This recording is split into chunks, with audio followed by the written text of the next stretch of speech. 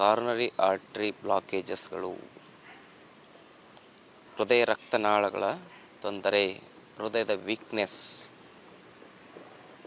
ಹೃದಯದಲ್ಲಿ ಯಾವುದೇ ಬ್ಲಾಕೇಜಸ್ಗಳಾಗಲಿ, ಶರೀರದ ರಕ್ತನಾಳಗಳಲ್ಲಿ ಎಷ್ಟೇ ಬ್ಲಾಕೇಜಸ್ಗಳಾಗಲಿ ಅದನ್ನು ಸಂಪೂರ್ಣವಾಗಿ ಸ್ವಚ್ಛಗೊಳಿಸ್ತಕ್ಕಂಥ ಒಂದು ಮನೆಮದ್ದು.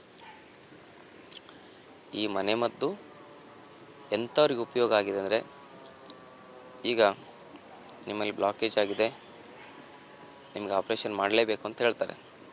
ದುಡ್ಡು ಹೊಂದಿಸ್ಕೊಂಬರ್ಲಿಕ್ಕೆ ಅಂತ ಮನೆಗೆ ಬರ್ತಾರಲ್ಲ, ಒಂದು ವಾರ ಟೈಮ್ ಕೊಟ್ಟಿರ್ತಾರೆ. ಅಂಥವರು, ನಾವು ಹಿಂದಿನ ಒಂದು ಎಪಿಸೋಡ್ನಲ್ಲಿ ಇದನ್ನು ಹೇಳಿದ್ವಿ, ಇದನ್ನು ಒಂದು ವಾರ ನೋಡೋಣ ಇರಿ ಅಂಥೇಳಿ ಮಾಡಿ ಆಮೇಲೆ ಆಪ್ರೇಷನಿಗೆ ಹೋದಾಗ ಡಾಕ್ಟರ್ಗಳಿಗೆ ಆಶ್ಚರ್ಯ ಆಗಿದೆ. ಏನು ಬ್ಲಾಕೇಜೇ ಇಲ್ವಲ್ಲ ನಿಮ್ಮದು, ವಾಟ್ ಈಸ್ ಅ ಮ್ಯಾಜಿಕ್, ಎಷ್ಟು ಅದ್ಭುತ, ಏನಾಯಿತು, ಹೇಗೆ ಮಾಡಿದ್ರಿ, ಮೊದಲು ಬ್ಲಾಕೇಜ್ ಇತ್ತು ಈಗ ಬ್ಲಾಕೇಜೇ ಇಲ್ವಲ್ಲ, ಆಪ್ರೇಷನ್ ಕ್ಯಾನ್ಸಲ್ ಅಂತ ಹೇಳಿ ಕಳಿಸಿರ್ತಕ್ಕಂಥ ಉದಾಹರಣೆಗಳಿದ್ದಾವೆ. ಎಷ್ಟು ಸಂತೋಷದಾಯಕ ವಿಚಾರ ಅಲ್ವಾ. ಒಂದು ವಾರದಲ್ಲಿ 21 ದಿವಸದಲ್ಲಿ ಹಾರ್ಟಲ್ಲಿರೋ ಬ್ಲಾಕೇಜ್ ಎಲ್ಲ ಸ್ವಚ್ಛ ಆಗುತ್ತಂದರೆ ಎಷ್ಟು ಅದ್ಭುತ ಅಲ್ಲ. ಇದನ್ನು ಮಾತ್ರ ತಾವೆಲ್ಲರಿಗೂ ಶೇರ್ ಮಾಡಲೇಬೇಕು.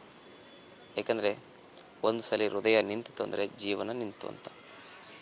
ನಿಮ್ಮಲ್ಲಿ ಹೃದಯವಂತಿಕೆ ಅಂತಕ್ಕಂಥದ್ದು ಇದ್ದರೆ ದಯವಿಟ್ಟು ಇದನ್ನೆಲ್ಲರಿಗೂ ಶೇರ್ ಮಾಡಿ.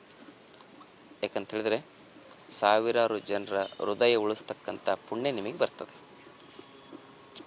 ಅದ್ಭುತವಾಗಿ ಇಷ್ಟೊಂದೆಲ್ಲ ಇದರಲ್ಲಿ ಒಳ್ಳೆ ರಿಸಲ್ಟ್, ಸ್ಪೀಡ್ ರಿಸಲ್ಟ್ ಬರುತ್ತೆ ಅಂತಕ್ಕಂಥದ್ದು ನಮಗೂ ಕೂಡ ಪ್ರಾರಂಭದಲ್ಲಿ ಅನ್ನಿಸಿರಲಿಲ್ಲ.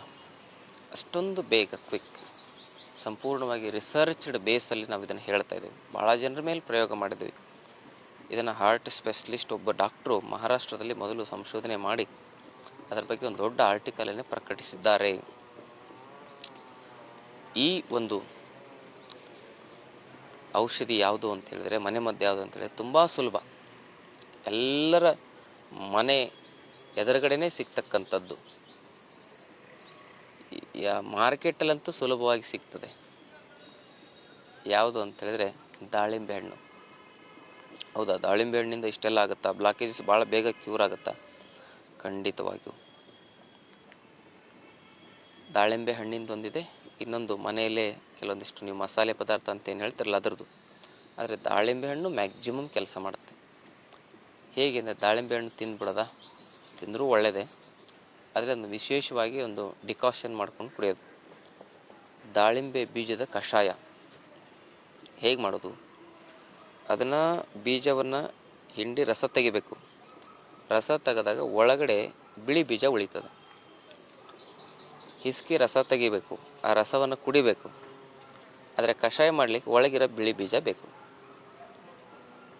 ಆ ಬಿಳಿ ಬೀಜ, ರಸ ಹಿಂಡಿ ತೆಗಿರ್ತಕ್ಕಂಥ ಬಿಳಿ ಬೀಜ ಒಂದು ಮುಷ್ಟಿಯಷ್ಟು 1 ಲೀಟರ್ ನೀರಿನಲ್ಲಿ ಹಾಕಿ ಕುದಿಸೋದು.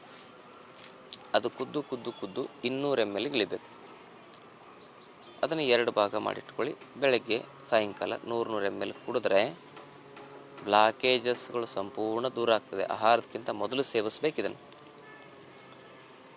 1 ಲೀಟರ್ ನೀರಿನಲ್ಲಿ 1 ಮುಷ್ಟಿ ಬೀಜ ಹಾಕಿ ಕುದಿಸಿ 200 ml ಇಳಿಸಬೇಕು.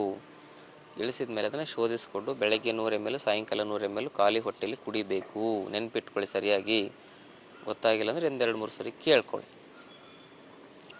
ರಸ ಹಿಂಡಿ ಒಳಗಿನ ಬಿಳಿ ಬೀಜ, ರಸದ ಸಮೇತವಾಗಿರ್ತಕ್ಕಂಥ ಬೀಜಗಳೆಲ್ಲ, ರಸ ಹಿಂಡಿರ್ತಕ್ಕಂಥ ಒಳಗಿರ್ತಕ್ಕಂಥ ಬಿಳಿ ಬೀಜ, ಹೀಗೆ ಬಳಸೋದು ಕಷಾಯಕ್ಕೆ. ಇದಾದ ಮೇಲೆ ಇದು ಆಹಾರಕ್ಕಿಂತ ಮೊದಲು ಆಯ್ತಲ್ಲ. ಇನ್ನು ಆಹಾರ ಸೇವನೆ ನಂತರ ಏನು ಮಾಡಬೇಕಂದ್ರೆ, ಒಂದು 2 ಚಮಚ ಅರಶಿನದ ನುಚ್ಚು, ಒಂದು 6 ಚಮಚ ನಿಂಬೆಹಣ್ಣಿನ ರಸ, 1 ಚಮಚ ಚಕ್ಕೆ ಪುಡಿ, ಒಂದು 8ರಿಂದ 10 ಕಾಳು ಮೆಣಸಿನ ಪುಡಿ, 1-2 ವೀಳ್ಯದೆಲೆ, ಆಮೇಲೆ 1 ಚಮಚ ಹಸಿ ಶುಂಠಿ ಪೇಸ್ಟು, ಇವೆಲ್ಲವನ್ನು ಹಾಕಿ 1 ಲೀಟರ್ ನೀರಿನಲ್ಲಿ ಕುದಿಸೋದು. ಅದು ಕೂಡ ಕುದ್ದು 100 ml 100 ml ಇಳಿಬೇಕು. ಅದನ್ನು ಬೆಳಗ್ಗೆ 50 ml, ಸಂಜೆ 50 ml ಇವೆಲ್ಲವನ್ನು ಕುದಿಸಿ ಶೋಧಿಸಿಕೊಂಡು ಏನು ಮಾಡಬೇಕಂದ್ರೆ, ಬೆಳಗ್ಗೆ 50, ಸಾಯಂಕಾಲ 50 ml ಕುಡಿಬೇಕು. ಆಹಾರದ ನಂತರ ಇದನ್ನು ಕುಡಿಯೋದು. ಇಷ್ಟು ಮಾಡಿ 1 ತಿಂಗಳ ಕಾಲ ಬರೀ ಸೊಪ್ಪು, ತರಕಾರಿ, ಹಣ್ಣು ಹಸಿದಾಗೆ ತಿನ್ನಿ. ಆಹಾರದಲ್ಲಿ ಈ ಕ್ರಮ ಬಹಳ ಮುಖ್ಯ. ಆಹಾರ ಬಿಡಬೇಕು, ಬರೀ ಸೊಪ್ಪು, ತರಕಾರಿ, ಹಣ್ಣು, ಸೊಪ್ಪಿನ ಜ್ಯೂಸು, ತರಕಾರಿ ಜ್ಯೂಸು, ಹಣ್ಣಿನ ಜ್ಯೂಸು ಇಷ್ಟೇ ಮಾಡಬೇಕು. ಶುಗರ್ ಇರೋರು ಹಣ್ಣು ತಿನ್ಬೋದಾ ಸ್ವಾಮಿ ಅಂತ ನಿಮಗೆ ಪ್ರಶ್ನೆ ಬರ್ತದೆ. ಖಂಡಿತವಾಗಿ ತಿನ್ನಬಹುದು. ಖಂಡಿತವಾಗಿಯೂ ಹಣ್ಣು ತಿನ್ಬೋದು. ಹಣ್ಣಲ್ಲಿ ಫ್ರಕ್ಟೋಸ್ ಇರ್ತದೆ. ಸುಕ್ರೋಸಿಂದ ಡಯಾಬಿಟಿಸ್ ಜಾಸ್ತಿ ಆಗುತ್ತೆ, ಶುಗರ್ ಜಾಸ್ತಿ ಆಗುತ್ತೆ. ಫ್ರಕ್ಟೋಸಿಂದ ಅಲ್ಲ, ಬ್ಲಡ್ ಫ್ರಕ್ಟೋಸ್ ಅಂತ ಹೇಳೋದಿಲ್ಲ, ಬ್ಲಡ್ ಶುಗರ್ ಅಂತ ಹೇಳ್ತಾರೆ. ಆದರೂ ಕೂಡ ಪಚ್ಚ ಬಾಳೆಹಣ್ಣು ಮತ್ತು ಸಪೋಟ ಹಣ್ಣು ಶುಗರ್ ಇರೋರು ತಿನ್ನದೇ ಇದ್ದರೆ ನಡೀತದೆ. ಮಿಕ್ಕಿರೋ ಎಲ್ಲ ಹಣ್ಣು ತರಕಾರಿ ಸೊಪ್ಪು ತಿನ್ಬೋದು. ಯಾಕಂದರೆ ಶುಗರ್ ಮಾತ್ರೆ ತಿಂದು ಹಾರ್ಟ್ ಬ್ಲಾಕೇಜ್ ಆಗಿರುತ್ತೆ, ಬಿ ಪಿ ಮಾತ್ರೆ ತಿಂದು ಹಾರ್ಟ್ ಬ್ಲಾಕೇಜ್ ಆಗಿರುತ್ತೆ. ಈ ಸೊಪ್ಪು ತರಕಾರಿ ಹಣ್ಣು ತಿನ್ನೋದ್ರಿಂದ ಬಿ ಪಿ ಶುಗರು ನಾರ್ಮಲ್ ಆಗುತ್ತೆ. ಈ ಕಷಾಯ ಕುಡಿದ್ರಿಂದ ಬ್ಲಾಕೇಜ್ ಹೊರಟೋಗುತ್ತೆ. ಕಂಪ್ಲೀಟಾಗಿ ನಿಮ್ಮ ಜೀವನ ಹೊಸದಾಗುತ್ತೆ, ನವೋಲ್ಲಾಸ, ಮಗುವಿನ ಥರ ಆಗುತ್ತೆ.